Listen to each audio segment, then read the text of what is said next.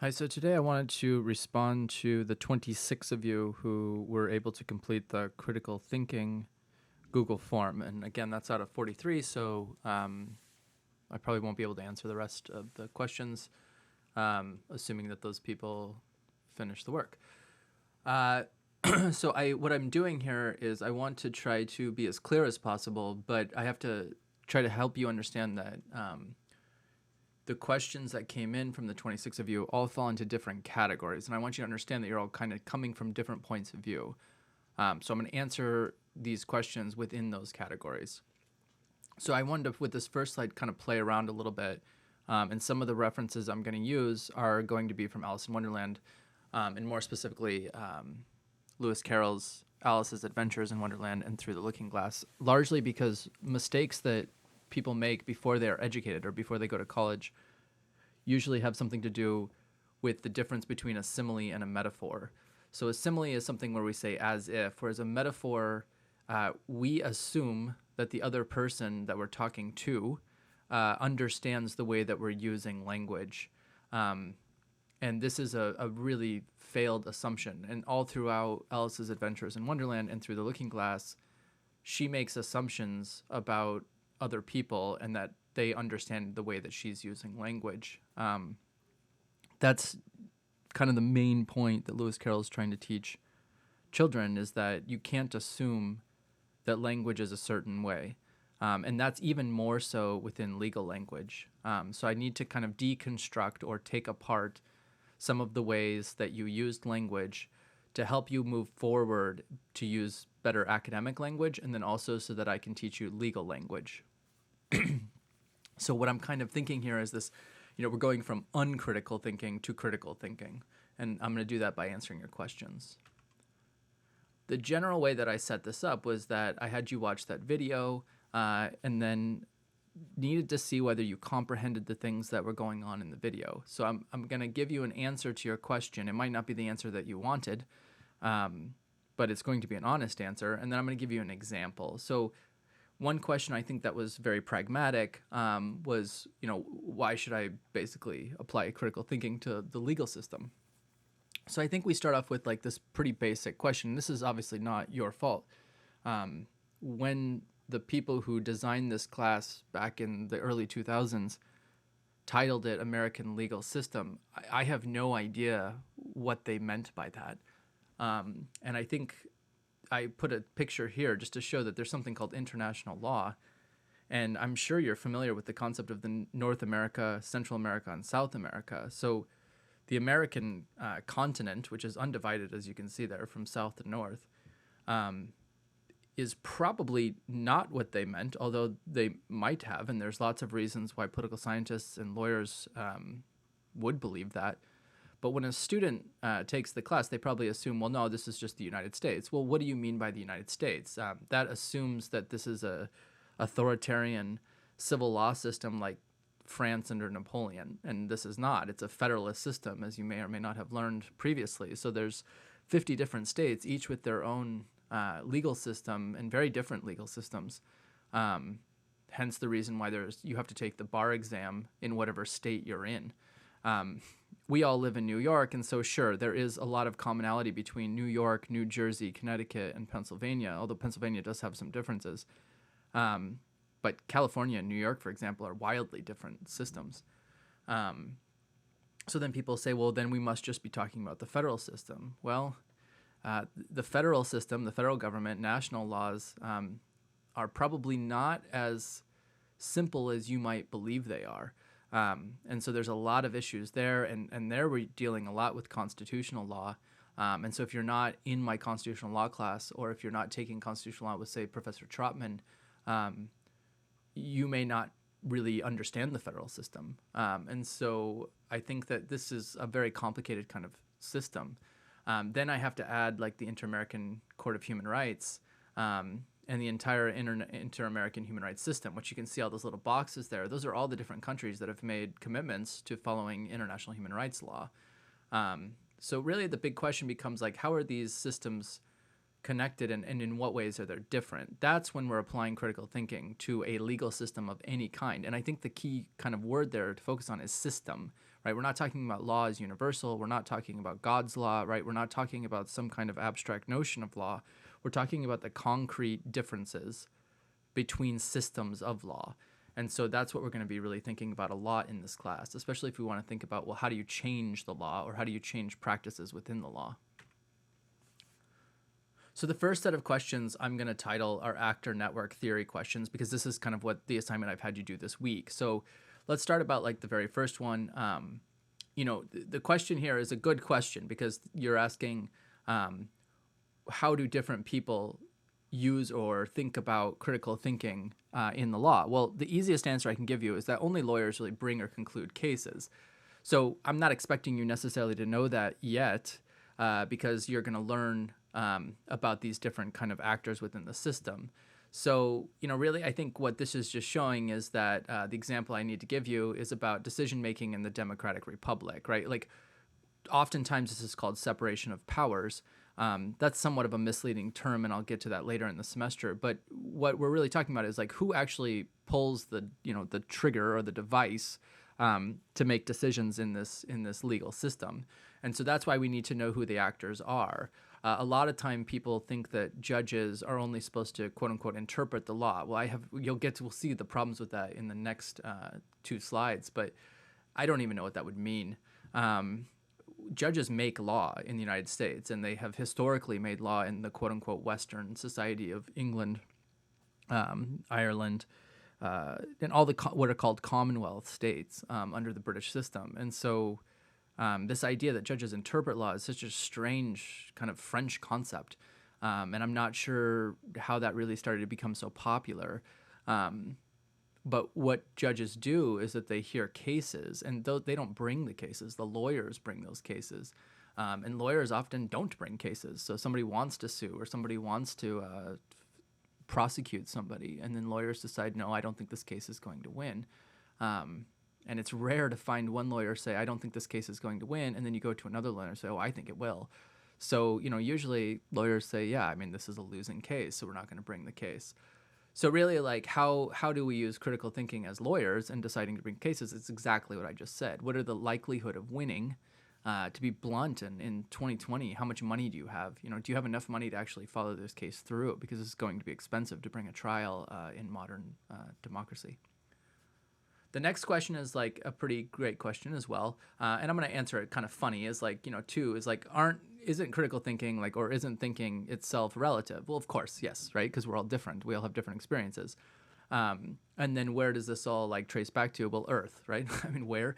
I don't think that's what the person meant, right? They mean like where, as in like not physically where, but in like what situations. And this is all a part of experience. And that's something that you need to kind of get really clear about, is that all of our mental models, all of the way that we make sense of the world is based on our experience. So then what is critical thinking? Well, it's taking our experience and comparing it to other people's experience.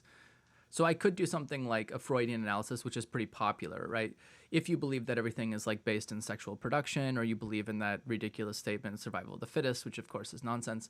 Some of you are saying, wait, what do you mean? Of course it's nonsense. Well, you'll spend time learning about Lamarckian philosophy and, updated genetics and things, as you kind of progress in your academic careers. But basically, this idea that organisms choose whether to survive or not is insane. We are influenced by our environment, and we influence our environment. And so Freudian analysis and Darwinian analysis were just incorrect because they were only half true. And so what we need to think about is a little bit more scientific, and think, probably not like mysticism or psychology, but thinking about like, how do decisions affect the people around you? And then how do you make decisions based on what you think people are going to do? And that's kind of what this question is really getting at. And yes, it's relative based on our experience. So then I might just jump to the next question as well. So can we have the same experience but then have a different perspective? Yes, of course. And so this is where I use Jay-Z, Obama, and then my experience of rodeo, right? So in the West, we have the same idea of, dust your shoulders off, right? And you see this here in both Jay-Z and in Obama. But the concept has been changed over, right, to like walk it off or tough it out, right? And this is like, if you fall off the horse or you fall off the bull, you get back on. So these are not the same experiences literally, right? Because we're all different people and we have different exposures and we're treated differently and some people are discriminated against, etc. But the end result is really talking about the same thing. So we don't really relate to the other person. And I'd wonder, like, aside from your actual relatives, like, because that word relative, right? These are probably impossible to relate to someone like in a far off distance. We'll talk later in this presentation about empathy and sympathy. But the sentiment, the critical thought there, the idea, the construct that we're talking about is like moving beyond our individual experience and seeing the similarities or the responsibilities we have to other people. So many people in psychology refer to this as a social disorder if you're unable to kind of identify with other people and their experiences.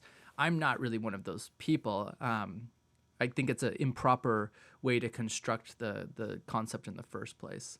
And so I think, like, just when we think about this, we need to think about the differences that people have as they go through their experience. How can we construct a shared experience is going to be something called dialogue, which we're going to talk about a little bit later. The next one is really just like very crucially important, but it really shows the absence of critical thinking in the way that the questions are asked. Now, that's partially because, and I'm kind of modeling what I just said in the previous slide, the environment was the Google form. And so the way that it asked you the question is going to provoke a certain response. If we were in the classroom or I was right in front of you, you will ask a different question. And so I just want to highlight, these are improper construction of words, right, of language. And so contemporary or modern philosophers call these word games or language games. Again, I go back to the concept of Lewis Carroll. And I'm going to explain this in a second. But the first kind of thing I want you to get at is, like, I've highlighted here these words that are problematic. So corrupt, best times, synthesizing, and everything. So if I start with this first one, like, would the law be corrupt if there is no such thing as critical thinking, is an improper question. I don't know what you mean by corrupt, right? Your lived experience is going to define corrupt very differently than mine. But secondly, law cannot be corrupt because law is not a thing. I don't go to the store and buy law like I can buy a can of soup or I can buy a birthday cake, right? So those things can be moldy, they can go rotten, right? But law is not a thing, right? Law is a social construction. It's a language. It's a tool that we use to get what we want or to get justice. And so it cannot be corrupt because it is not a thing. People can be corrupt, right? And I think what the person means by this is, like, bought off, right? People can be bought off. They can be selfish, right? There's different things that people can do, and they certainly can use the law for that purpose. I'm not sure that I could say that those people aren't critically thinking. I mean, if you've ever seen The Sopranos, I think, like, the main point of that show is that the psychologist is actually helping Tony Soprano become a better criminal by engaging within psychoanalysis or critical thought with him for the hour that they're together. So critical thinking doesn't necessarily mean you're going to be a better person or a more moral person. It really just means that you're thinking deeply about concepts and that you're reflecting and really criticizing yourself. Like, how are you making decisions? So kind of Socrates talked about this process of critical thinking and philosophy and thinking about knowledge in general as preparation for death. And philosophy properly used is really like thinking about death. So, the question, at the last question is, well, couldn't critical thinking be a solution to everything, or is it not? Well, death is a solution to everything, right? Because everything is death, right? Everything is death, right? So all people die. So the Greeks had, Socrates and the Greeks had this concept of a panacea being a cure to death, right?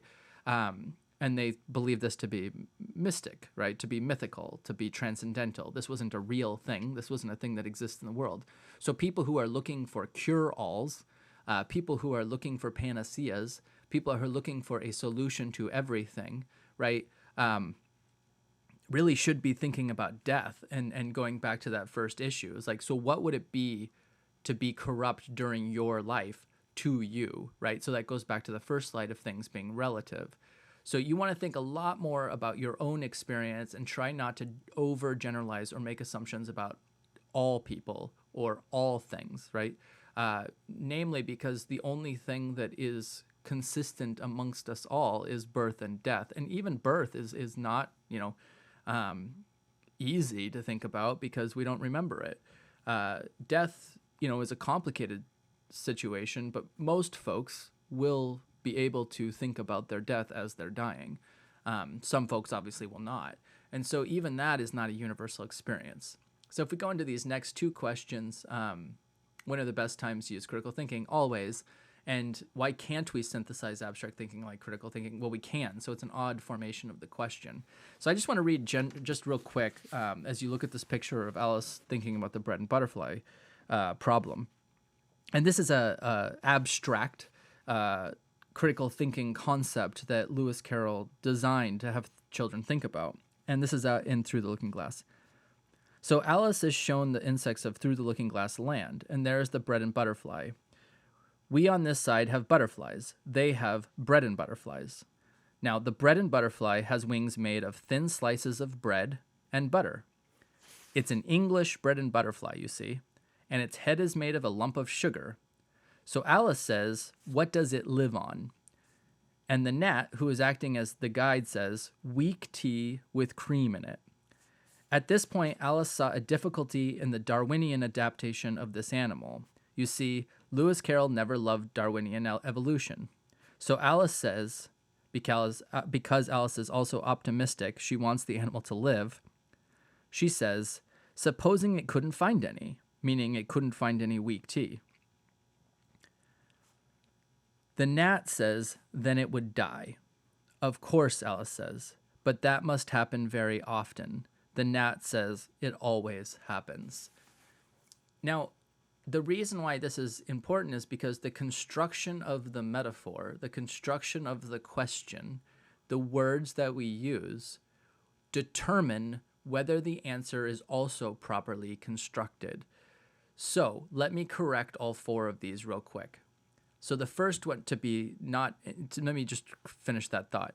Let me correct all four of these real quick to change them to similes from metaphors so that we don't get into the same problem that Alice sees with the bread and butterfly, that no matter what happens, right, if the bread and butterfly is unable to find weak tea with cream in it, it dies.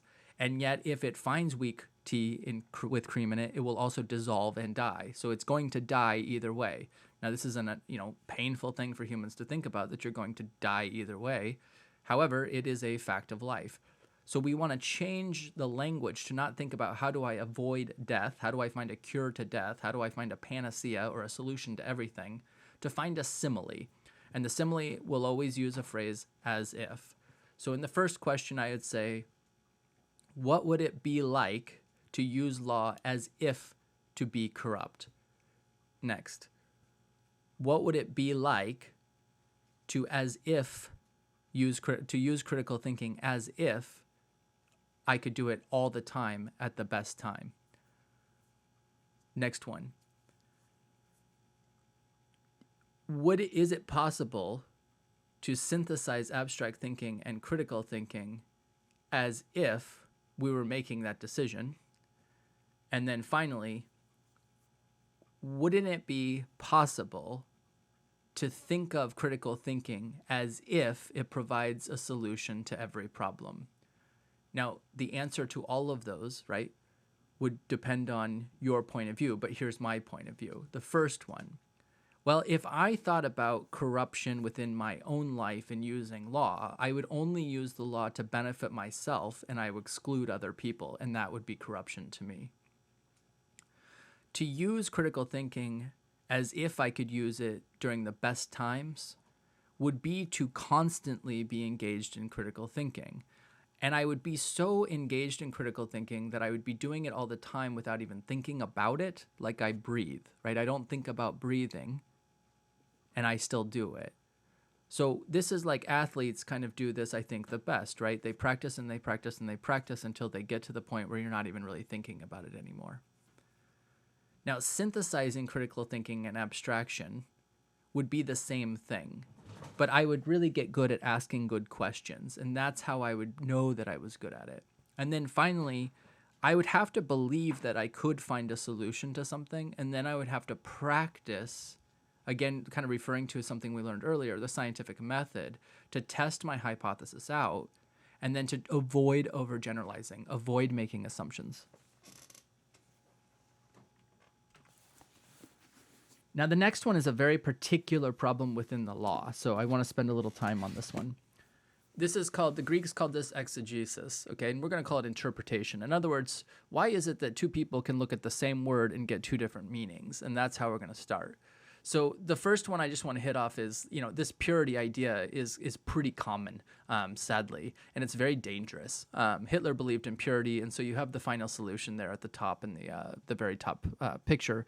And so the purity concept was saying, like, anyone who does not fit within my perspective of purity is going to be excluded and killed. So there's no scientific evidence of this concept of purity. We are all 99.9999999999999% the same in our DNA. We have very slight variations. And so there's just really no such thing as a pure anything. This is a transcendental question, so I'd have to leave this to mystics and religious folks to answer.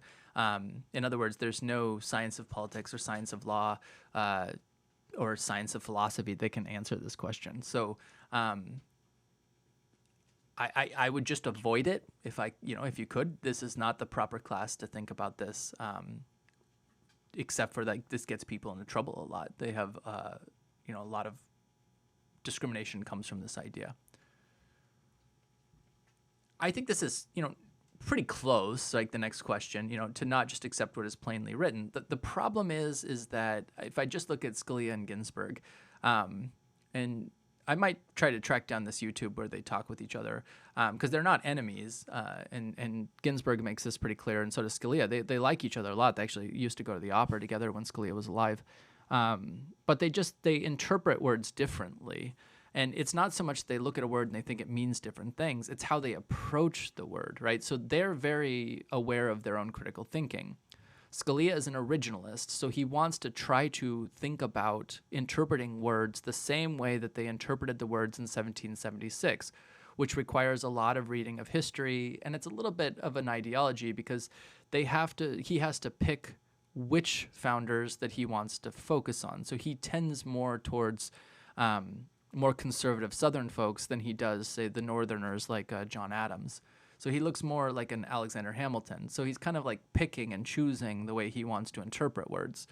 Ginsburg, on the other hand, is looking at a much more philosophical kind of point of view of like, well, what is the good of the word, right? What is its intent? What is its consequence?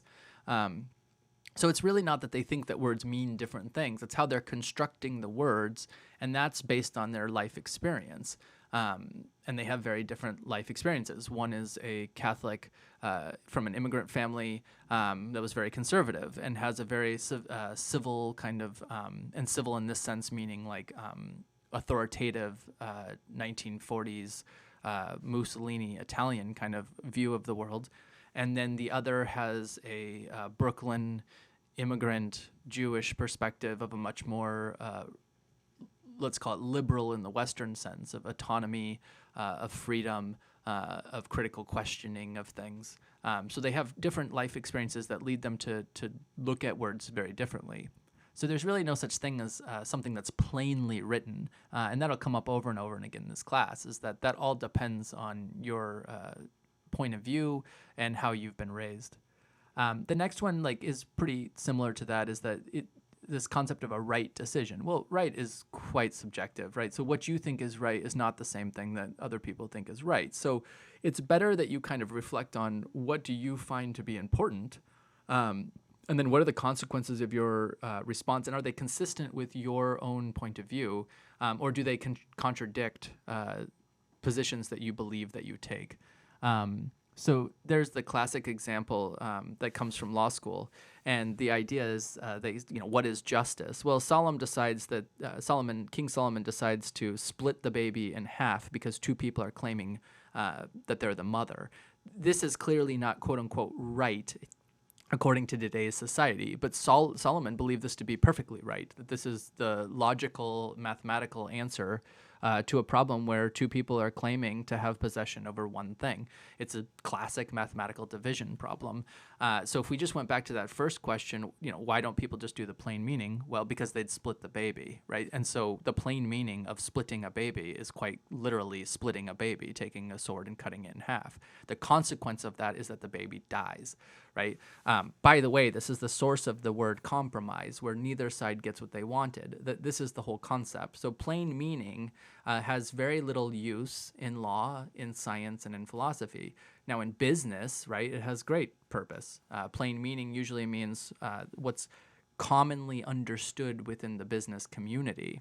So you and I might not have any idea what it means, but a banker knows what it means. And so they're just using a shared language. Law, especially in a democracy, we have to come up with that shared language together. So that's why there's no such thing as quote unquote right until we've decided what right is and what wrong is. The next one is a particular problem that comes up a lot, actually, in classes where I think that the teacher is making a pretty big mistake, and usually students are just thoroughly confused.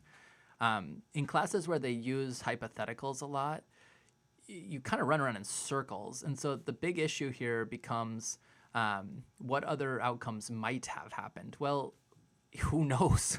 I can't even, I have no idea what this question is even asking because I don't really have any context. And so this is kind of the problem of hypotheticals and the limits of abstraction. I didn't say anywhere in that video that abstraction or critical thinking is morally good or that it's helpful or that it resolves all things. Again, going back to that idea of a panacea or a cure for everything, it doesn't exist.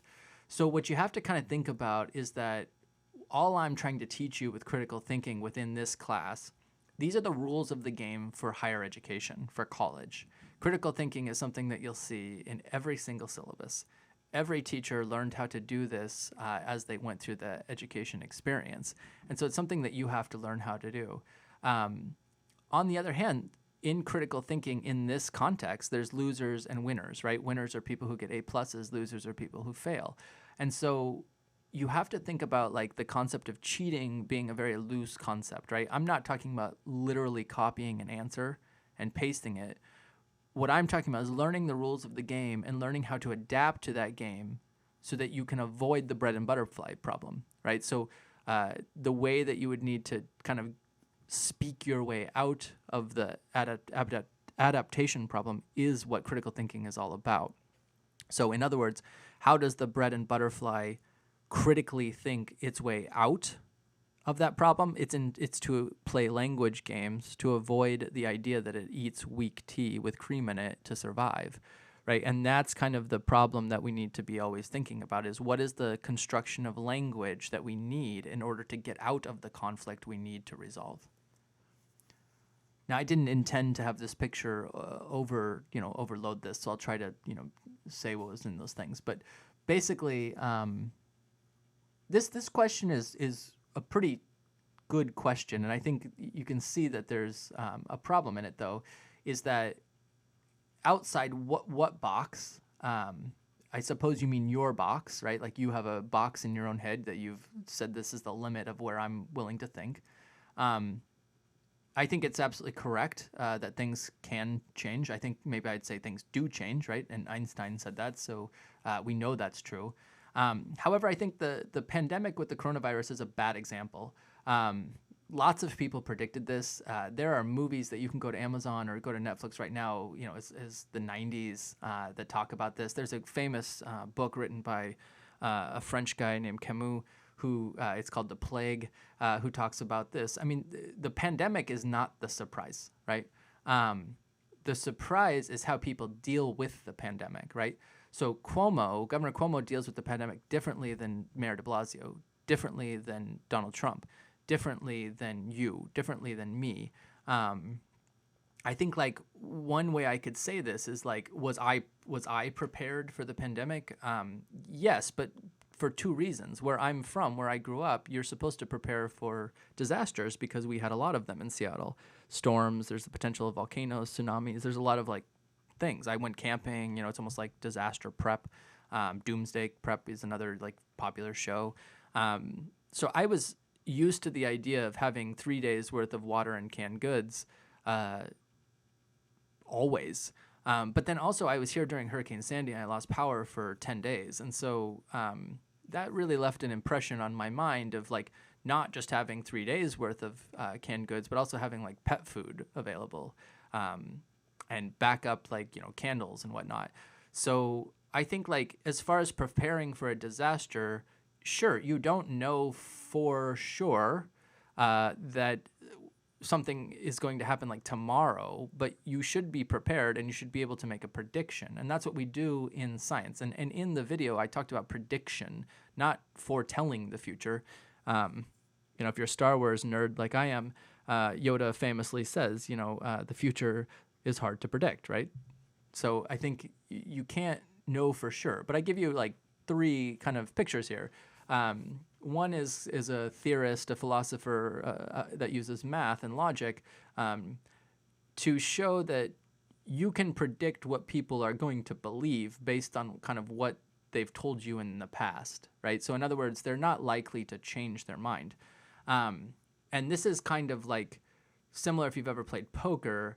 If you can count cards, which is technically illegal, right? But if you can count cards, then you know that the frequency based on the probabilities, just using pretty simple math, and you can make a probability table, and you can win or cheat or however you want to say it based on those probabilities. What you don't know is, let's say if you're playing with 5 other people, whether all 5 of the other, whether all 5 people at the table also know the probabilities. And that's why poker is an interesting game, because you're playing against other humans. Otherwise, all you really need to know is the probabilities, and then you can make predictions. And so another example is like the World Trade Center. Donald Rumsfeld, who is Secretary of Defense, said, well, this was an unknown. Well, no, because Bill Clinton and his Secretary of Defense had said that they were predicting an event like this. The World Trade Center had already been bombed before. There's a book by a New York author named Don DeLillo that he wrote in the 90s in which terrorists fly a plane into the World Trade Center. So it's like, just because one person claims that they didn't know doesn't mean that all humans don't know. And so this is the same thing with the coronavirus pandemic. Many people were warning about this for years and years and years and years. But if somebody doesn't have any experience or knowledge about this, then we can predict that they're not going to do anything about it. So some people are surprised that Donald Trump hasn't done anything, which is kind of ridiculous. I mean, for 3 years, he didn't do anything in Puerto Rico. He hasn't done anything to prepare for, this is the Department of Defense saying he hasn't done anything to prepare for cyber attacks. People in the foreign policy center are very upset that he hasn't done anything to prepare for North Korea testing missiles, which they've done just this last month. So, I mean, this is a man who doesn't prepare, who said numerous times he doesn't prepare. He doesn't believe it. He goes by the gut, So it's like, don't be surprised when he does this in this situation. Whereas Governor Cuomo has, been a very experienced governor, and you don't have to like his politics, but he used to work in the federal government. His dad was a Supreme Court justice nominee. And so he's very familiar with this kind of logic. And then coming from an immigrant family, the way that he explains it is that he's, thought about this point of view of preparing for disaster because it's been multi-generational. His grandmother has taught him things. So I think, experiences can be very different. Whereas, Trump, bragged about going to his dad's laundromats and basically stealing the coins. I'm not sure what that would prepare you for, in this environment. The other thing is that, like throwing you a curveball. I used to play baseball, and I'll just say it this way. I was a pitcher, but then I also played third base and center field, all 3 positions that you need to have a strong arm. So I threw a curveball really well, and it was lots of fun. So I think especially throwing it at my father, watching him miss it, right? On the other hand, man, I was terrible at hitting the curveball. And this movie here is called Major League. If you ever want to watch it, this individual here, he also has trouble hitting the curveball. Now, a lot of it is mental, right? Like you have a hard time hitting the curveball because you haven't hit the curveball, and so you start thinking, oh no, I can't hit the curveball. So then you kind of convince yourself that you can't hit the curveball. But at the end of the day, right, you can hit the curveball. I mean, it's not an impossibility. It's really just a simple geometry problem. And so the better you kind of think about it and the more you practice, the better you're going to get at it. So in all of these issues, we just have interpretation problems. Now, the problem, quote unquote, is that we don't agree on what the words mean because we have a different background, we have a different experience, we have a different point of view. So if we ever want to get to an agreement about what justice means, or what rights mean, or what law should mean as a tool for justice, we're going to have to create that language together, and that means we're going to have to engage in dialogue and not just simply have monologues at each other where we say, well, that's just your opinion. That's not science, and that's really not law. So then I thought these questions are pretty interesting. What you're asking all of these questions are asking like pretty difficult questions that lots of folks are still thinking about. So let me give you some, we'll call them answers in the making, right? So this is something I'm studying right now. I think anytime somebody's a teacher, they should be thinking about, how does learning occur? So I like this first question a lot. How do we form abstract thoughts? Well, let me just, that's an abstract question, right? So you're doing it. So you might reflect on that. That's how you do it. You did it. But I can give you a diagram that a physics professor, DeSessa, came up with to kind of show how this works. So before we do abstract thoughts, we do naive thoughts, right? So they appear to be disconnected. So we just have like random shapes, circles, squares, and triangles, and we don't really see any connection amongst them. As we start to see connections, we start to say, okay, so this a circle and a square forms a rhombus. And so now I've made a connection between the circle and the square, but I'm still not sure what to do with the triangle.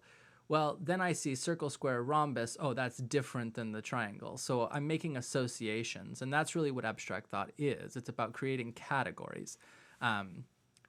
If you're really good at this, you'll see that that's what I've done with your questions. I've created categories. This is because the answer to the next question is how can we improve our critical thinking is practice and then your environment. I spend a lot of time with people who engage in critical thinking. I do a lot of critical thinking. I get paid to do critical thinking. I publish about critical thinking. I'm kind of constantly critically thinking. That wasn't always the case, right? At one point in my life, maybe like some of you, I spent a lot of time with people who really didn't critically think at all. And so, I'm not saying that you have to, but you do have to if you want to continue in education. But most folks don't go to college. So, I'm not sure if I was working at a factory, and not too many people do anymore, but I mean, if I was working at a factory and I pushed a button every day, I don't know that it would be beneficial for me to critically think about why I'm pushing that button, right? I mean, I need to push the button. I don't need to think about why I'm doing it. So I think how do we improve it? It really depends on our environment. And so we need to think about what associations do I need to make, and then what is the consequence of those associations. But I think in general, if you keep asking questions and then really focus on the differences between what you used to think, what you're thinking now, and make predictions on what do you need to think in the future, going back to that kind of the future is always changing. Yes, but you're always going to need some place to live. So if you think about 10 years from now, if you'd like to own your own house, what do you need to do in order to own your own house? Well, you're going to need to save money. Well, how much money? Well, 20% of a down payment. Well, how much do you think you're going to be able to save in 10 years is going to tell you how much you're going to be able to get a mortgage for.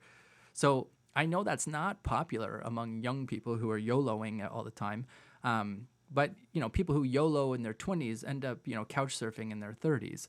And so I think the quicker you can start engaging in critical thinking about your own future, the more likely you're going to have a quote unquote middle class life, And so I think as far as just probabilities are concerned, assume for a second that you're going to live 70 years or more. how do you want to live your years from 30 to 70? Do you want to be comfortable with healthcare and have a place to live? Or do you want to spend all your money traveling the world and getting coronavirus?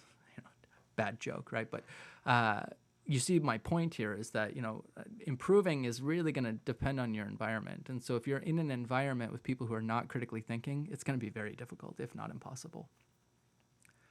So what are abstract thoughts? Well, abstract thoughts are abstract thoughts, right? So you're kind of already doing it just like the first question. But let me kind of compare it to what an abstract thought is not, right? So concrete thoughts are the opposite of abstract thoughts. And really, it's a basic concept of perception. So when you think you see a cat, right? I see a cat and I think I see a cat. I touch the cat's fur, right? That's concrete. I can see. An abstract thought, on the other hand, would be like I can see the cat even though I can't see the cat, right? I leave the room, but I can still imagine the cat. I can imagine what the cat smells like. I can imagine what the cat sounds like, right? That's the difference between abstract and concrete thought. I like this question a lot because it really actually answers the question from the previous slide, right? Which is like, we really should be able to predict what other people are going to do. Now, it doesn't mean like with absolute certainty all the time. And by now you should really be questioning the whole concept of truth or absolute certainty. But sympathy and empathy are kind of like the ways that we do this, right? So we all kind of have this like pretty basic understanding of like Bart Simpson is in trouble, right? Why? How do we know he's in trouble? We don't know anything about what he's done. I mean, we know Bart Simpson's a troubled kid, right? But we don't know what he's done in this particular issue. But you can tell by the faces that they are angry with him. And then you can tell by the words, go to your room, right? He's in trouble, or have a timeout, right? Well, when you're in this, like assuming that you've all been in trouble like I was, right? When you're in timeout or when you had to go to your room, you're supposed to think about what you've done. I don't think, and I'm not sure, right? But I don't think that the parents are really saying like, please think in detail about the bad thing that you did that I don't want you to do. What they're really saying is like, think about ways that you don't do it in the future. So that reflection of where like sympathy is like, if you harmed somebody and you've been harmed the same way, you should be able to think about the idea that you don't want to do that to them in the future. Empathy is like putting yourself in the parent's position. Like, why are my parents upset with me? Is it because they care about me, because they're worried about me, that they want to maintain control? Whatever it is, that's not your experience, but you're thinking about how to avoid them having that problem in the future. So when did children transition? This is a great question, but it's very complicated. Some scientists argue that basically the switch happens before they're a year old, and that it could even happen in the first like 30 days of a child's existence. And this is because all animals are autistic. They're on a certain automated path that is not interested in social beings. It's interested in their own kind of their own preservation. We switch, and I think most of us switch pretty early on, and this is like recognizing a smile from usually a loved one, but it doesn't necessarily, it could be a stranger. And so that kind of process is very complicated, and scientists are still not clear. They know it's not just about the smile. They know it's about the environment. So, like if the baby is warm and comfortable and well fed, it's more likely to recognize that smile versus whether it's cold, right, hungry, and, miserable. It's not really looking for smiles. And it's also the feeling and kind of the emotions of the person giving the smile, right? And this all goes to this very difficult concept of trust. So let me just give you an example. My experience with children in general, but my niece actually yesterday, it's not really, I mean, I can't really say for certain when she is having an abstract thought, right? Because I'm not in her brain, and I never will be in her brain. But what I can do is recognize when she understands that what I want her to do is give me an abstract answer. And so yesterday, I was doing a diagnostic with her because she's getting homeschooled, so I'm trying to help out. I was trying to see, because I'm in charge of art and science, and so I wanted to try to see how is she doing with shapes. She's 7 years old. And she was, good at identifying shapes, but then I wanted to see how can she understand the scale of shapes, right? That the fact that a triangle could get smaller or bigger. And so I played a pretty classic game that they have in nurseries with her. And I said, how many triangles can you fit within this square? And that was an abstract question. And she said, she guessed like 15 or something. And who knows if that's the correct answer. The idea is that she was able to make a guess. That's an abstract thought. Then I showed her in concrete reality, well, how come this triangle won't fit in this square, right? I showed her an actual triangle, an actual square, and they won't fit. And she said, oh, because you have to make the triangle smaller. The ability to imagine the triangle getting smaller to fit inside of the square is abstract thinking. Now, I don't know when she was able to do that, but I do know she was able to respond to me. So it's really about, it takes two. That's really when we're talking about critical thinking or abstract thought. It's not something you do alone. It's something that you do with another person, and that gets to like the social kind of aspect of it. So how can we in general help make critical thinking easier to process? Again, it's practice and environment, but I think like a good example, if you have time, is to go to YouTube, or if you have the ability to watch the show Game of Thrones. In the first season, she's being taught how to sword fight, and instead of practicing with the sword, she's supposed to go catch cats. And I think, the lesson there is you need to be quick, right? And so that's the same thing with critical thinking. You need to be quick. So catching cats is a good way to improve your critical thinking. And the more you understand that, the better you are at critical thinking. I'm going to try to move through this a little bit quicker. Isn't there a type of crime? No. But I think, and if you need to know more about that, see the Federal Criminal Code, right? Crimes change, by the way, and crime, you'll learn hopefully in sociology, is a form of deviance, right? So for the easiest example I can give you right now is possession of marijuana at the federal level is, still illegal. It's still a class narcotic. However, in Washington State, Colorado, California, it's not illegal. And so you can't, to try to typologize or to create categories and types of crime is a kind of a useless process. I don't want to get into the explicit details here, but I mean, even trying to categorize something like violent and non-violent crimes is really determined by how do you define violence.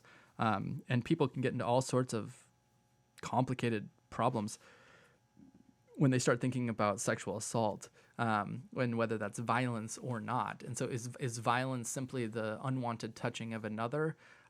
Do you have to actually physically touch the person to have a physical harm? And the answer is no. You can take away their home, for example, and they can suffer terrible physical harm. So just even trying to construct categories around crime is very difficult and problematic. And I'd go to the fourth question here. So you want us to think like criminologists? No, because this is what criminologists do. You do that in Intro to Criminal Justice, hopefully for only 3 weeks. You do that in Crime and Punishment, and then there's an actual whole sociology of criminology major you can do if you want to do that. But that's not the Justice Academy. That's certainly not the legal system, and it's definitely not law in the way that we're using law. I'm not particularly fond of obsessing about crime, but I would just point, if you want to think like a criminologist and you want to think about categories of crime, the number one crime, according to the FBI, is property crimes. So trespassing, destruction of property. So that's where you'd be spending most of your time thinking if that's the career you're pursuing. If you're studying crime, you're going to study trespassing. Which is probably not what you thought it was. But now you probably understand why I don't think it's so interesting. Although if trespassing is interesting to you, then by all means, right, study it. But, it's not interesting to me. Racism is a system. It's a structure. So a system is always a part of a thought, right? That goes back to the environment thing. So yes, I mean, the answer is kind of yes. And so I think you're thinking well in this point of view. Just avoid the typology. Don't put it into types, right? But I think it is helpful to think about a description, right? So crime is a description of something, and then that it will always be a part of a system. So that is helpful to think of. Causation, two of these look at causation. Causation is not easy to prove. And I'm going to give you some ways of thinking about it. The most common way is game theory, which I talk about in the other presentation about the prisoner's dilemma. You can't prove causation, right? You can show a tendency towards causation, and you can show probability of causation and predictability. Another word we use is foreseeability. But let me give you an example here, is that the production of the ventilators and the inflation of costs, right? So who pays for these things? Taxpayers, right? So one, you could say like money is probably a better answer for what creates problems than critical thinking, right? Critical thinking, people are always trying to solve problems, but they also create problems. And that's a pretty funny joke I heard about engineers in the whole Boeing disaster. When they had those planes going down, somebody told me there's 3 types of engineers. The first type of engineer solves problems. The second type of engineer creates problems. And the third type of engineer creates problems so they can solve the problems, right? And so it seems like the third type is the one that got themselves into trouble in the Boeing 787 planes that were crashing because of the way they were designed. That another way of thinking about it, that's job security, right? You solve a problem and they don't need you anymore. You create a problem that you can solve later, then you still have a job. So I think that's an example of somebody critically thinking about causing problems so that they could get more money. That seems to be a social problem at that point. We have the same problem here, right, in the production of ventilators. I think Governor Cuomo said it best. Ventilators right now are just like astronomically expensive, and they're going to be produced by private corporations, but then taxpayers are going to be paying the inflated cost of these ventilators to keep mostly elderly people alive. Now, social responsibility, right? We should do that, right? It would be moral, it would be correct, it would be good for us to do that. Legally speaking, that's a complicated issue. And for those people who are concerned about the socialization of medicine, well, that's what's happening here. We're using taxpayer dollars to keep people alive because there isn't enough of something to keep them alive. That's a problem in a capitalist society. So it's a large part of what's going on in the debate in the Senate between Democrats and Republicans is a lot of legal questions of what about liability, what about this idea that we're overpaying for things? I mean, I don't know if you saw, like on Amazon at one point, toilet paper was $46 for 4 rolls of toilet paper. Using taxpayer money to pay for $46 toilet paper might be unconstitutional, and it might be unethical. And these are questions that we'd have to solve. So critical thinking would be helpful in thinking about social responsibility, but probably not individual responsibility. What are the cons of critical thinking is a great question. It's hard. So for people who don't want to think, they believe in transcendental mysticism. They sit around waiting. So I think I'll give you another example. People say, you made me feel bad. Well, that makes it sound like I have no control over my thoughts or my feelings. People, on the other hand, sticks and stones may break my bones, but words will never hurt me. Little kids know that. So it's like, you don't make me feel bad. You say things to me and I take them a certain way and then I feel bad, but I'm the one who does it, right? I could just as easily not feel bad and not ignore it. This gets to a thing I say a little bit later is like closed systems. This is the problem. When you're in a closed system, you're doing it. And so this thing is always affecting you, even though you really should be in control of it. I don't want you to think like criminologists, so I already said that. How we'll be able to apply critical thinking in accordance. I already answered this question at the beginning, but I just want to say it again. You're going to be looking for differences. That's the main thing, looking for differences. So I give you 2 pictures here. One is to highlight differences. The left-hand side is a dialogical model. So you see that there's like a system here that is always reinforcing the idea of a 2-way conversation. On the right-hand side, it's just going out. And so people have a thought leader and they listen to whatever that person says, even if it's contradictory. So one is a monologue, somebody just giving a speech and everybody's just listening to it. The other one is a dialogue. We're actually practicing dialogue in this class because I'm asking you to ask me questions. I'm giving you answers. You're going to then respond to me, right? And I'm assuming that I'm not always right. I'm just explaining it in the way that I understand it from my legal experience, from my educational experience, and from my own critical thinking. And so you're going to have to do your part too, and that's what forms a dialogue. It's the two of us creating knowledge together. In the monologue, it's the person just kind of follows whatever the other person says. And that's a pretty dangerous way to live your life. Applying this to the legal system then is this graphic that I've made on the bottom is that, law and order are not the same thing. And so order can be a way of discriminating. Order can be a way of being upholding a racist structure or a sexist structure. Order can be a way of killing people, right? I can orderly kill people, like I mentioned the Hitler example before. That's how they were orderly in the way that they were committing their genocide. On the other hand, law is a construct. It's a thing that we kind of design and use with each other to try to maintain social relations that are ordered, right? So there's a difference between order and ordering, right? And we'll get really more into that. But what we want to do is be able to look at things from more than one point of view. So finally, I just want to just remind you of these categories.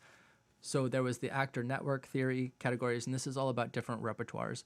So we watch different TV shows, we have different families, we have different life experiences, so we have different ways of making sense in the world, making meaning. What we want to do is be able to get beyond remembering what we went through in life and having a way of understanding, which means we have to discuss, outline, explain, and predict information. And this visual on the right is called Bloom's taxonomy. All of your teachers use it, even if they're not sure they use it, because it was used on them when they went through college. And this is a way of ordering information. So usually your first and second year of college, you get somewhere between 3 and 4.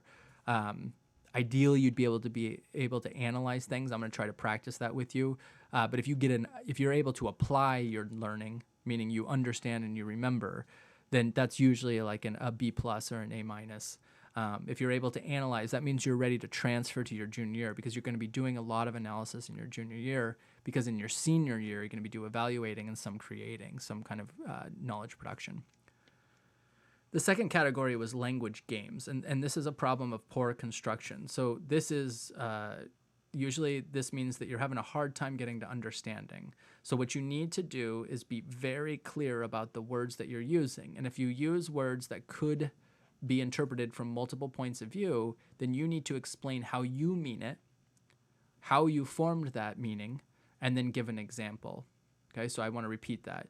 If you're using words that could be interpreted by different people differently, then you need to say what you think that word means, how you came to that decision. Okay, could be like I looked it up in the dictionary, but then say what dictionary, okay? And then give an example so that the person understands what you're talking about. This is similar to the exegesis problem. We're all biased by our interpretation. So the best thing we can do is to apply our bias, to illustrate our bias, to compare and contrast our bias with other people, and just have a conversation that way so that we can get to a shared language. The quicker we can get to a shared language, the quicker we'll be able to get to conceptual change, so that we'll be able to talk abstractly and understand each other, because that's kind of the point, right? And this is what we call evolution or threshold concepts, is conceptual change. And this is when we're able to compare, explain, and categorize things in a way that other people can understand. And that's what we're all trying to get to in this class. And then finally, just to remind you that causation, there's no such thing as certainty. We'll never know anything for certain. And so we want to avoid closed systems. You always want to be able to have something called feedback. And that kind of says something like, don't think about causation as like a finality or a certainty. Instead, think about it as a probability. So is it like 5/6 likely to be correct? And that's tough, right? Because you'd have to make a table and say there's 6 possibilities. 5 of them are going to lead to this conclusion, but there's always one exception. And that's the kind of word you want to think about when you're thinking about causation. Yeah, but what's the exception? How are you going to explain that? Causation and closed systems tend to lead to contradictions. And contradictions mean to speak against oneself, right? And that's what you really want to avoid in law, because that's going to be how you lose an argument, how you lose a lawsuit, how you lose a case. And so you just want to kind of keep these things in mind. So I'm right at an hour, so I'd like to stop now. I know that was kind of a long thing, but I wanted to make sure that I got to each of your questions, and so that you have a better idea of how to think about critical thinking, because it's so important in this class.